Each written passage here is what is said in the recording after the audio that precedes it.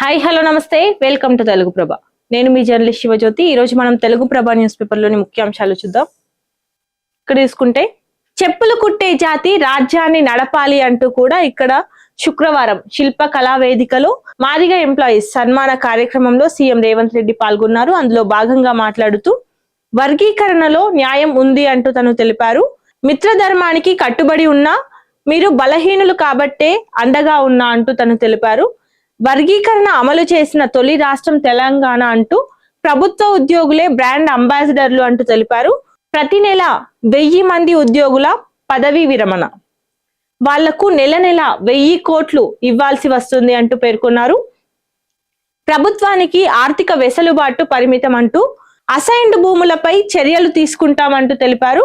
ఇక్కడ నాణ్యమైన విద్య కోసం ప్రణాళికలు రూపొందిస్తున్నాం, నన్ను ఎలా పిలిచినా ఓకే, నేను అందరి వాడిని అంటూ కూడా సీఎం రేవంత్ రెడ్డి వ్యాఖ్యానించారు. ఇక్కడ తీసుకుంటే హైదరాబాద్ అభివృద్ధి ఆగదు, ప్రపంచంలోనే గొప్ప నగరంగా తీర్చిదిద్దుతామంటూ తెలిపారు. ఇక్కడ ఎవరు ఎన్ని కుట్రలు చేసినా చెల్లవు, ఇక్కడికి ట్రంప్, ఎలాన్ మస్క్ తదితర సంస్థలు రానున్నాయి అంటూ పాత బస్తీకి మణిహారంగా మూసీని మార్చుతామంటూ తెలిపారు.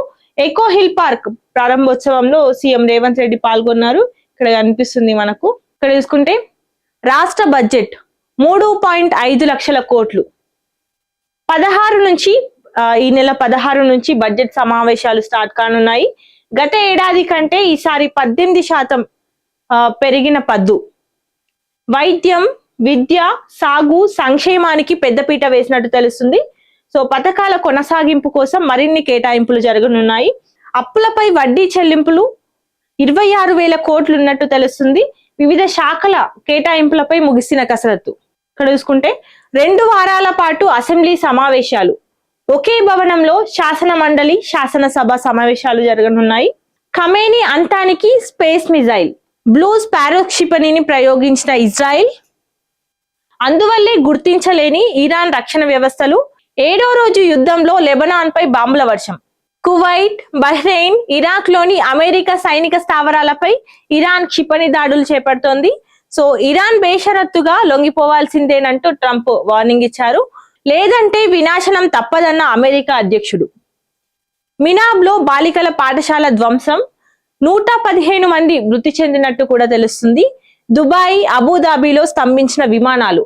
అంతర్జాతీయ మార్కెట్లో ఆకాశాన్నంటిన చమురు ధరలు. ఇక్కడ చూసుకుంటే యుద్ధ క్షేత్రంలో ఏఐ, క్లాడ్, మావిన్ మేధస్సుతో ఇరాన్ పై విరుచుకుపడుతున్న అమెరికా, సెకండ్ల వ్యవధిలోనే శత్రువు కథం.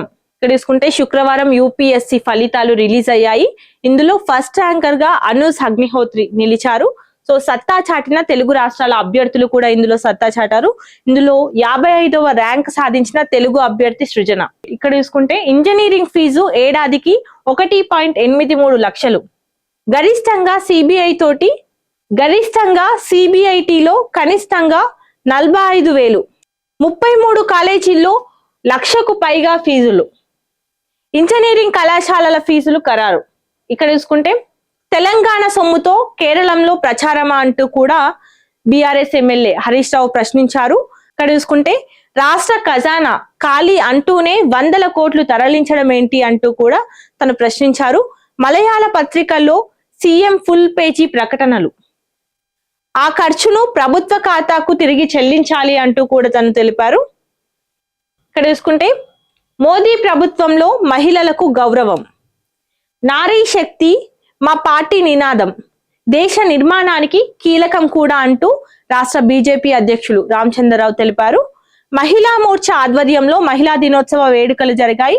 మహిళాభివృద్ధితోనే వికసిత్ భారత్ సాధ్యమవుతుంది అంటూ కూడా ఢిల్లీ ఎంపీ బన్సూరి తెలిపారు. ఇక్కడ చూసుకుంటే బాలలత మేడంని సత్కరించినట్టు కూడా మనకి ఇక్కడ కనిపిస్తుంది. ఇక్కడ చూసుకుంటే సుకోయ్ విమానం కూలి 2 పైలట్లు మృతి చెందారు. ఈ మృతుల్లో ఆపరేషన్ సింధూర్ పైలట్ ఒకరు దురాక్కర్ కూడా ఈ మృతి చెందినట్టు తెలుస్తుంది.